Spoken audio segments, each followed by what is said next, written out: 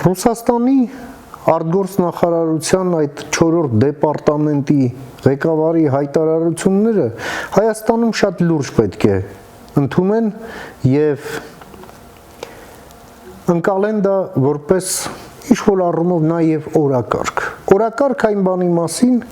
որ այնինչ վկայակոչում է այդ չինովնիկը ռուս եւ իբր հիմնավորում բերելու թե իրենք ինչու պետք է նորից գան եւ քիթը մցնեն մեր գործերի մեջ, բնականաբար մեր օրակարգերը պայթեցնելու համար, բեկելու, դարձնելու սեփական օրակարգ եւ սեփական շահերն առաջ տանելու համար մեր հաշվին, հենց այդ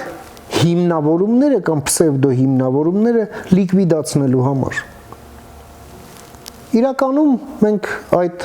կալուգինին պետք է շնորհակալ լինենք, մի երկիր, որը դիմել է Եվրամիությանը, որպեսզի եվրոպացիները մեզ օժանդակեն հիբրիդային սպառնալիքներին դիմագրավելու համար,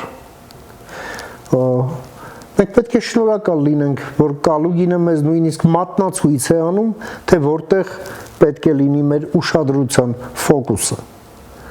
եւ որ թիրախներին մենք պետք է խփենք Ռուսաստանին թույլ չտալու համար, որ կրակեն մեզ վրա։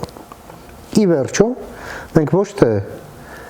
ինչպես մի ամերիկացի գեներալ էր ասում, մենք ոչ թե պետք է մտածենք յուրաքանչյուր մեր վրա արձակած նետի հետ ինչ անենք, ինչ չանենք, այլ մենք